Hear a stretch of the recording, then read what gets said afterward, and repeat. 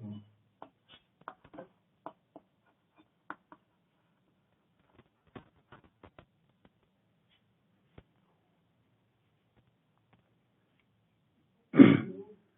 लोग आज विकिरण तथा द्रव्य की द्वैत प्रकृति, radiation and dual nature of matter, इसके बारे में कुछ बातचीत करेंगे।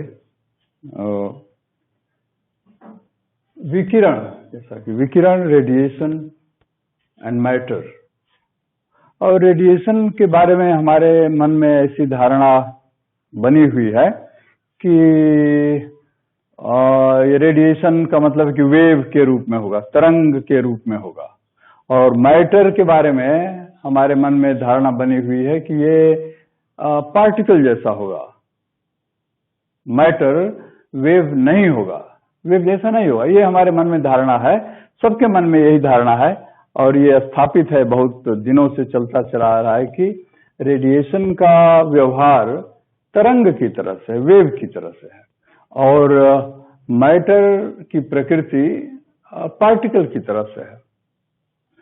और हमको इस बात को समझना चाहिए कि वेव कैसे व्यवहार करता है, मैटर यानी पार्टिकल कैसे व्यवहार करता है। तो इसको ध्यान में रखते हुए हम ये देखेंगे कि क्या ये सत्य है या इसमें कुछ परिवर्तन की भी आवश्यकता है। तो ये 1887 में, मतलब 19वीं शताब्दी में इलेक्ट्रोमैग्नेटिक वेव्स को बनाने की, इसके उत्सर्जन की प्रक्रिया चल रही थी। हर्ट्ज इसमें विशेष रूप से इन्वॉल्व थे। तो हर्ट्ज ने एक्सपेरिमेंट करके इलेक्ट्रोमैग्नेटिक वेव्स को पैदा किया, और उसके बाद 1897 में डिस्चार्ज ट्यूब के थ्रू, डिस्चार्ज ट्यूब, विसर्जन ट्यूब के माध्यम से भी ये देखा गया कि कुछ रेडिएशन ऐसी है जो इसके पहले नहीं हुआ करती थी, जिसके बारे में हम शायद नहीं जानते हैं।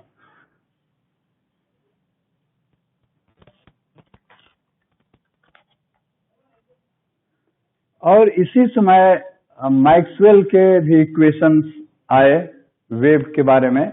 मैक्सवेल का इक्वेशन, हर्ट्ज का ये एक्सपेरिमेंट, और उसके साथ साथ ही ये डिस्चार्ज ट्यूब में जो विकिरण पैदा हुआ, ये तीनों मिल करके ऐसा स्थापित करने लगे कि ये रेडिएशन जो है वो पार्टिकल की तरह से भी व्यवहार कर सकता है या नहीं कर सकता है, लेकिन इतना इन लोगों ने स्थापित किया कि ये वेव की तरह से कोई पार्टिकल भी व्यवहार कर सकता है। तो हम इसके बारे में थोड़ा, हर्ट्ज का ये एक्सपेरिमेंट, उसके बाद ये डिस्चार्ज ट्यूब, इसको रदरफोर्ड ने नहीं, जे थॉमसन ने इस तरह का एक एक्सपेरिमेंट किया, एक एनोड और कैथोड, और इसमें कुछ लाइट, अल्ट्रावायलेट रेज, और ये 0.001 मिलीमीटर ऑफ मरकरी, इसका प्रेशर इतना कम रखा गया, और इसमें देखा गया कि इसमें यहाँ कैथोड के पास, यहाँ पर रेडिएशन जैसा दिखाई दे रहा है, यहाँ पर चमक है, और इसका रंग भी डिफरेंट हो जाता है, और वो इस पर निर्भर करता है कि ये इसकी दीवार किस चीज की बनी हुई है। तो ये कैथोड और एनोड और एक्सपेरिमेंट को डिस्चार्ज ट्यूब में कई लोगों ने किया, और थॉमसन विशेष रूप से इससे जुड़े हुए थे। तो देखा गया कि इससे कुछ किरणें इधर जा रही हैं, और ये किरणें कलरफुल भी थी, और इनका कलर इस बात पर निर्भर करता था कि इसका मटेरियल क्या है। तो ये निश्चित रूप से जो यहाँ से चलने वाली थी क्या वो वेव है या पार्टिकल है, इसके बारे में संदेह था। और फिर थॉमसन ने इसके परपेंडिकुलर मैग्नेटिक फील्ड और इलेक्ट्रिक फील्ड लगाया और देखा कि ये इलेक्ट्रिक फील्ड की ओर मुड़ने लगा। इसका मतलब क्या है कि इसके पास चार्ज है और ये इलेक्ट्रिक फील्ड की ओर, इलेक्ट्रिक फील्ड इसके ऊपर फोर्स लगा रहा है। इसका मतलब इसके पास आवेश है, और आवेश जब है तो संभावना है कि ये कोई कण ही होगा, यानी कोई पार्टिकल होगा।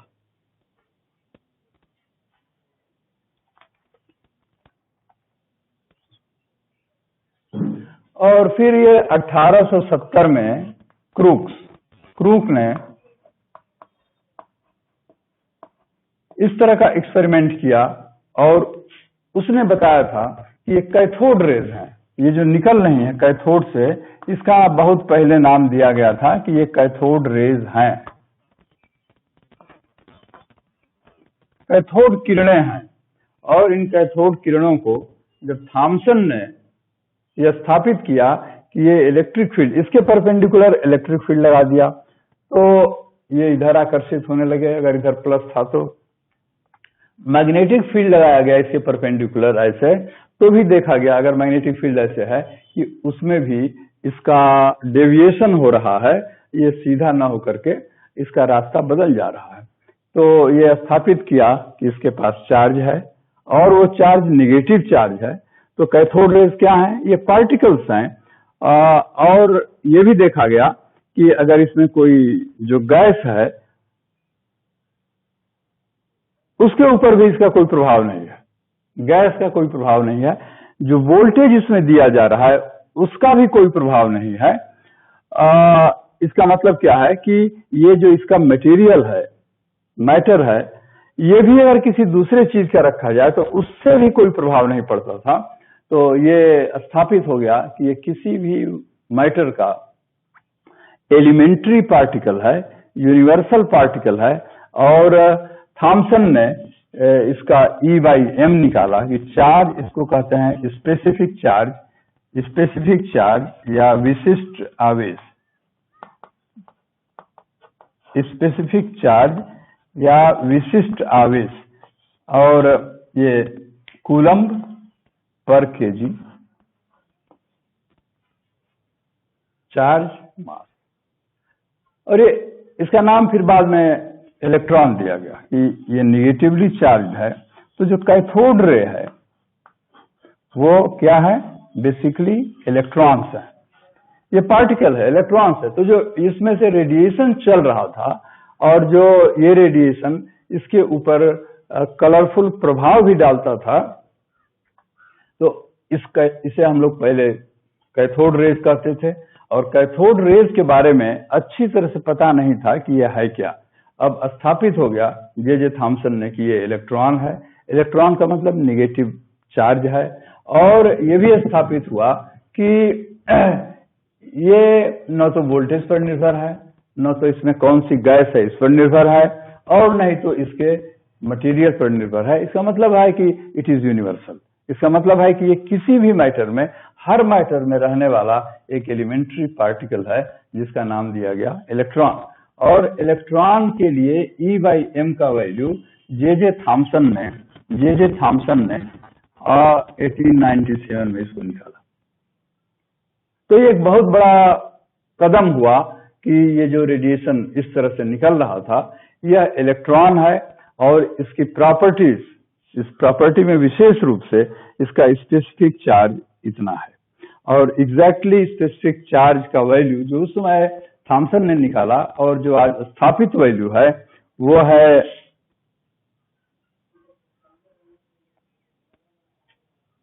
1.76 × 10⁻11 कूलम पर केजी इलेक्ट्रॉन के लिए।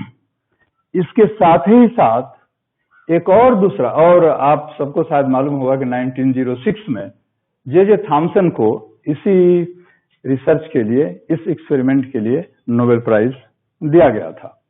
इसके साथ ही साथ एक और बहुत ही इम्पोर्टेंट एक्सपेरिमेंट था, वो था मिलीकान का। मिलीकान ने इसी 19वीं शताब्दी के आखिर में उसने एक एक्सपेरिमेंट किया, और मिलीकान का जो ऑयल ड्रॉप, मिलीकान ने एक ऑयल ड्रॉप एक्सपेरिमेंट किया, ऑयल ड्रॉप एक्सपेरिमेंट। इसके बारे में अभी हम लोग बाद में पढ़ेंगे। बस इसने क्या निष्कर्ष निकाला मिलीकान ने ये निष्कर्ष निकाला कि यह जो पार्टिकल है, जो कैथोड रे है या जो इलेक्ट्रॉन है, उसके ऊपर जो चार्ज है वो हमेशा इस तरह का चार्ज है। वह हमेशा integral multiple of smallest charge, और इस E का वैल्यू था 1.96 into 10 to the 1.6 into 10 to the power -19 coulomb. और मिलीकान के ऑयल ड्रॉप एक्सपेरिमेंट ने ये दिखाया कि जो ड्रॉप है, चाहे वो ड्रॉप छोटा हो, बड़ा हो, कैसा भी हो, कितना हो छोटा से छोटा ड्रॉप कर दिया गया, ड्रॉपलेट बना दिया गया, और ये देखा गया कि उसके ऊपर चार्ज कितना है, तो उसका चार्ज हमेशा integral multiple of smallest charge हो रहा है। इसका मतलब क्या है कि इस चार्ज से छोटा कोई चार्ज नहीं होगा। ये एलिमेंट्री चार्ज है, ये मिनिमम चार्ज है जो किसी भी पार्टिकल पर हो सकता है। और हम इस बात को समझते हैं कि एक ड्रॉप के ऊपर इस तरह के बहुत सारे पार्टिकल्स हैं, और उनका चार्ज Ne है, क्योंकि उनकी संख्या क्या है, हमेशा इंटीजर होगी। तो ये मिलीकान ने यह स्थापित किया कि ऑयल ड्रॉप के ऊपर, वो ड्रॉप छोटा हो, बड़ा हो, वो हमेशा उसके ऊपर जो आवेश है, चार्ज है, वो N into E जैसा है, where N is an integer। तो यह है क्वांटाइजेशन ऑफ चार्ज, कि चार्ज किसी भी मैटर पर, ड्रॉप पर या और भी कहीं, it is always an integral multiple of A smallest charge, और जो स्मॉलेस्ट चार्ज है वो E है, और यही जो है इलेक्ट्रॉन के ऊपर चार्ज है,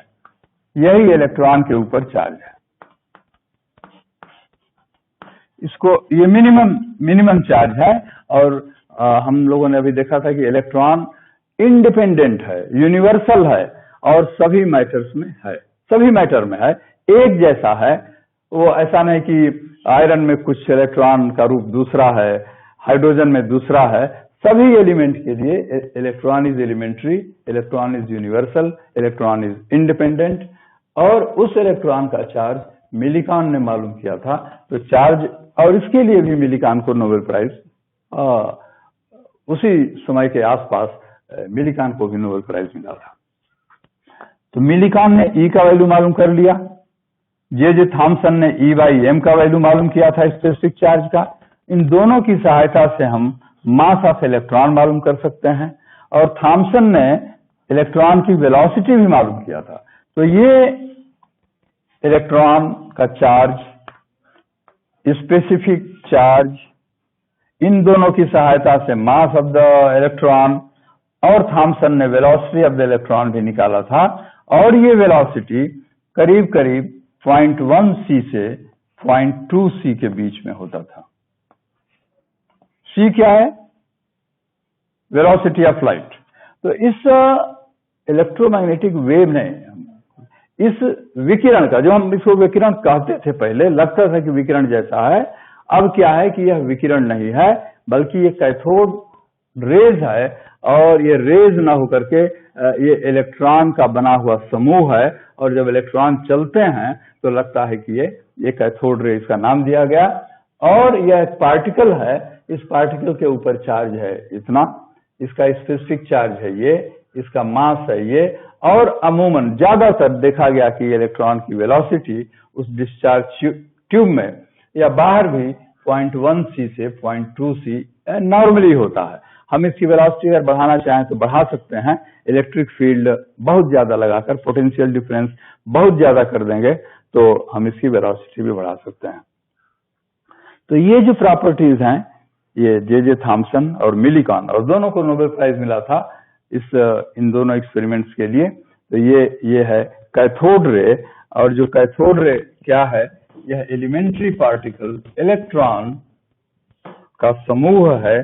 तो हम इलेक्ट्रॉन को क्या अब तक देख लिए कि ये हर मैटर में होगा और इसका स्वभाव बिल्कुल अलग होगा, वो मैटर के ऊपर निर्भर नहीं करता है, वो बिल्कुल इंडिपेंडेंट और यूनिवर्सल है। इसका चार्ज इतना है, अभी हम लोगों ने लिखा था, इसका मास इतना है, इसकी वेलोसिटी अमूमन इतनी होती है और इसकी वेलोसिटी को हम घटा सकते हैं, बढ़ा सकते हैं।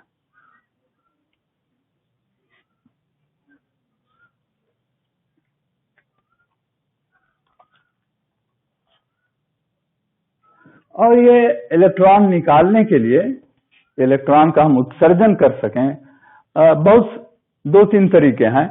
एक तो तरीका यह है कि हम कोई पदार्थ है, कोई द्रव्य है, तो इसके ऊपर अगर हम रेडिएशन डालते हैं, अल्ट्रावायलेट रेज अगर डाल दिए, यूवी, तो हम देख रहे हैं कि इसमें से कुछ पार्टिकल बाहर हुए। इसके पहले हम ये आपको बता दें कि जितनी धातुएं हैं, धातुओं में के जो एटम्स एक साथ मिले हुए हैं, सब्सटेंस बना हुआ है, इलेक्ट्रॉन चारों ओर घूम रहा है। उस एक तरह से इलेक्ट्रॉन क्लाउड बना हुआ है, चारों तरफ इलेक्ट्रॉन घूम रहे हैं और बीच में न्यूक्लियस का एक कोर है। तो इन इलेक्ट्रॉन्स में से कुछ इलेक्ट्रॉन धातुओं में, और जो धातु नहीं है, नॉन मेटल्स हैं, तो उसमें क्या है, इलेक्ट्रॉन्स न्यूक्लियस से बहुत ही अच्छे ढंग से जुड़े हुए हैं। कोई भी इलेक्ट्रॉन फ्री नहीं है, फ्री इलेक्ट्रॉन नहीं है। मोबाइल इलेक्ट्रॉन जो घूम सके इधर से उधर, अपने में, अपने उस क्षेत्र में तो घूमेगा, जो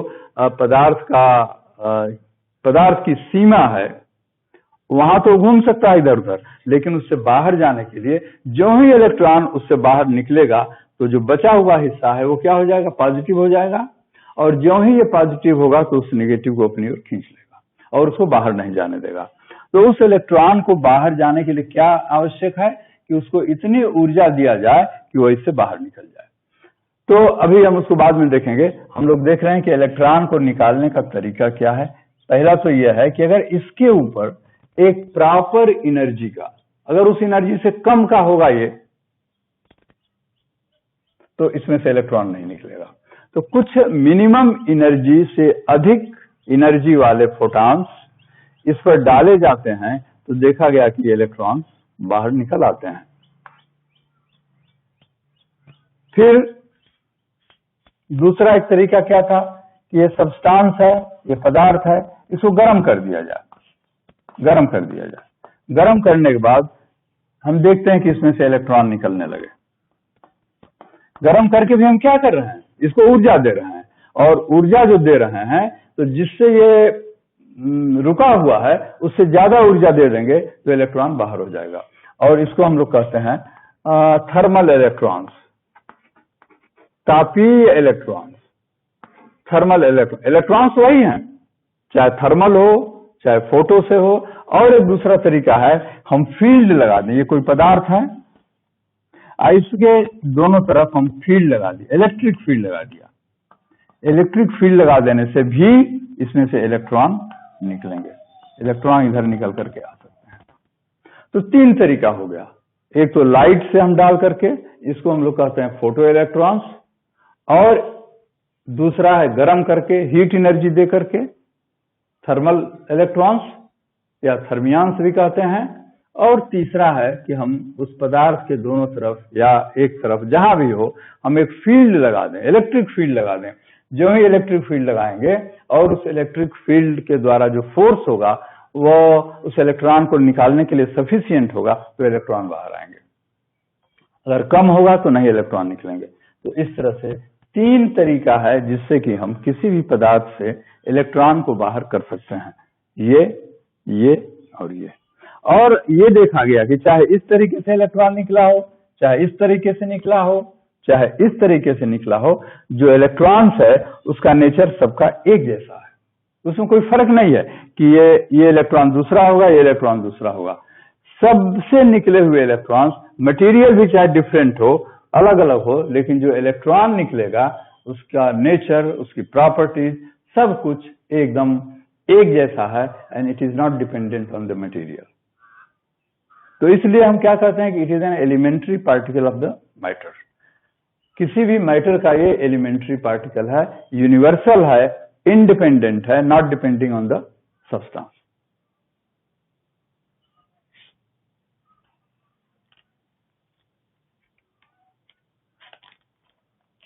अच्छा, इस इलेक्ट्रॉन को अब निकालने के लिए हमको कितनी ऊर्जा चाहिए, कितनी मिनिमम ऊर्जा चाहिए? तो ये जितने एनर्जी से ये देने पर इलेक्ट्रॉन निकल जाए, या जिसको मिनिमम एनर्जी जिसको देने से इलेक्ट्रॉन उस मैटर से बाहर निकला है, उसको हम लोग कहते हैं φ0, या उस पदार्थ का वर्क फंक्शन, उस पदार्थ का इसको कहते हैं वर्क फंक्शन या कार्यफलन, इसको कहते हैं कार्यफलन।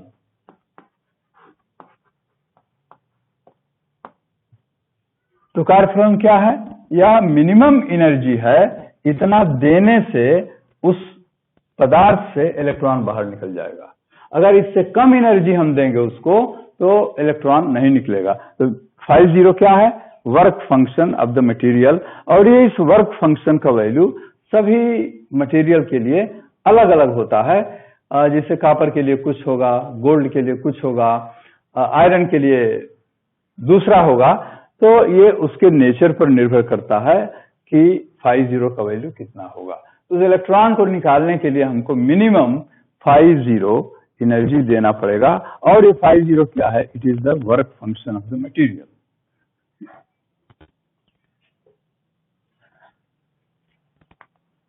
और इस φ0 की यूनिट जो है हम लोग इलेक्ट्रॉन वोल्ट में लिखते हैं।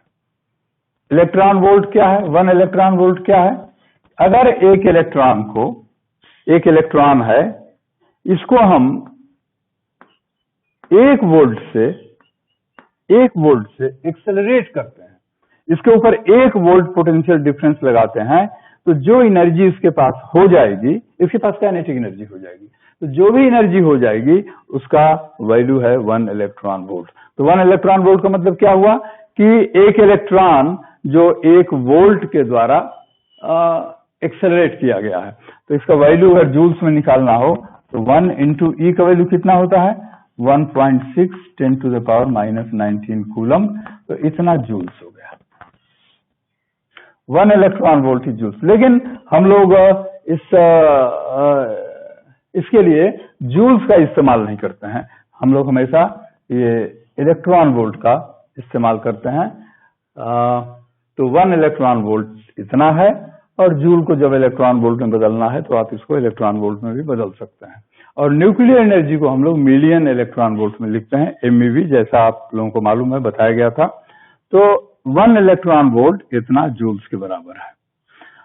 तो हम आपकी किताब में संभवतः एक टेबल दिया हुआ है जिसमें बहुत सारे सब्सटेंसेस हैं, एलिमेंट्स हैं, उनके आगे वर्क फंक्शन का वैल्यू दिया हुआ है।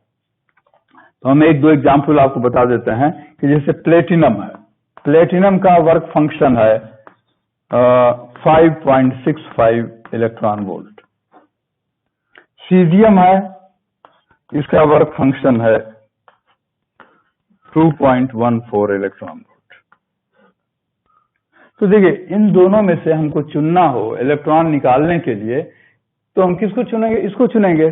क्यों? क्योंकि इसका वर्क फंक्शन कम है। इसलिए इससे इलेक्ट्रॉन निकालने के लिए हमको कम एनर्जी का फोटॉन रहेगा तो भी निकल जाएगा, कम हीट एनर्जी देंगे तो भी निकल जाएगा, कम फील्ड लगाएंगे तो भी निकल जाएगा। तो आपकी किताब में इसका टेबल लिख दिया हुआ है, तो आप उसको देख सकते हैं कि तो हम लोग देख रहे हैं कि 3 तरीके से हम लोग इलेक्ट्रॉन्स को निकाल सकते हैं, बाय हीट नंबर 1, दूसरा by field, and field when we write field it is the electric field. Number 3 photo, number 3 photo, photo means light, photo electrons. Photo electric ejection. तो 3 तरीके हैं जिनके बारे में अभी हमने बताया है कि इन 3 तरीके से हम लोग इलेक्ट्रॉन को निकाल सकते हैं। और एक और इसमें टर्म आएगा थ्रेशोल्ड फ्रीक्वेंसी।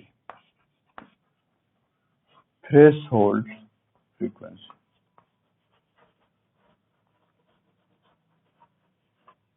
थ्रेशोल्ड फ्रीक्वेंसी क्या है कि जैसे ये है पदार्थ, दिस इज द मैटर, इसके ऊपर हम अल्ट्रावायलेट या विजिबल लाइट डाल रहे हैं, फोटॉन डाल रहे हैं, तो इसमें से क्या निकल रहा है? इलेक्ट्रॉन निकल रहा है। इलेक्ट्रॉन निकला तो इसको हम लोग कहते हैं फोटो इलेक्ट्रॉन्स, या ये कहते हैं कि जो इलेक्ट्रॉन इसमें निकल रहा है, क्यों निकल रहा है? क्योंकि इस पर हम लाइट डाल रहे हैं, इस पर इलेक्ट्रोमैग्नेटिक वेव पड़ रहा है। वो यूवी भी हो सकता है, अल्ट्रावायलेट भी हो सकता है, विजिबल लाइट भी हो सकता है, depending on what is the work function of this material. तो ये इलेक्ट्रॉन निकल गया, ठीक है। तो इसके पास इसकी जो फ्रीक्वेंसी है न्यू या एफ, जो भी है, जो भी लिखना चाहे, अगर इसकी फ्रीक्वेंसी कम होगी, इसके वर्क फंक्शन से कम होगा, अगर 50 है वर्क फंक्शन, तो अगर ये फ्रीक्वेंसी कम हो कि ताकि ये इसके बराबर ना हो, तो फिर क्या होगा? इलेक्ट्रॉन नहीं निकलेंगे। तो जो मिनिमम फ्रीक्वेंसी है जिससे कि इलेक्ट्रॉन निकल जाए, तो थ्रेशोल्ड फ्रीक्वेंसी क्या हुआ? वह फ्रीक्वेंसी फोटॉन की, ये वो फ्रीक्वेंसी है, मिनिमम फ्रीक्वेंसी, जिससे कि इलेक्ट्रॉन बाहर आ जाए, इसको कहते हैं थ्रेशोल्ड फ्रीक्वेंसी। और दोनों में रिलेशन क्या होगा? 50 क्या है? वर्क फंक्शन है, न्यू 0 क्या है? थ्रेशोल्ड फ्रीक्वेंसी है। तो ये दोनों इक्वल होंगे तभी इलेक्ट्रॉन निकलेगा। इलेक्ट्रॉन निकल जाएगा लेकिन इलेक्ट्रॉन के पास कोई काइनेटिक एनर्जी नहीं रहेगी, वो अलग बात है। लेकिन ये थ्रेशोल्ड फ्रीक्वेंसी क्या है? ये मिनिमम फ्रीक्वेंसी जिससे कि उस पदार्थ से इलेक्ट्रॉन को हम बाहर निकाल सकते हैं, यह है थ्रेशोल्ड फ्रीक्वेंसी। ठीक है,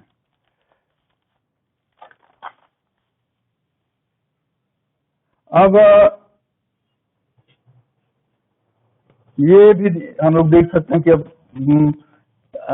हम लोग डायरेक्शनल हो जाएंगे कि जो इलेक्ट्रॉन निकल रहा है और सबको छोड़ करके हम लोग ये लास्ट की photo electrons, photo electric hertz ने एक्सपेरिमेंट किया और भी कुछ लोगों ने एक्सपेरिमेंट किया और देखा कि जो इलेक्ट्रॉन एमिशन है, इलेक्ट्रॉन निकल रहा है, क्यों निकल रहा है? ये एच न्यू के कारण। एच न्यू मतलब क्या हुआ? लाइट या फोटॉन, फोटॉन्स के कारण निकल रहा है, के कारण। और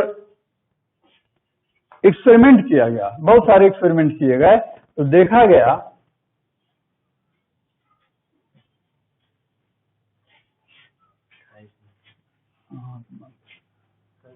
हाँ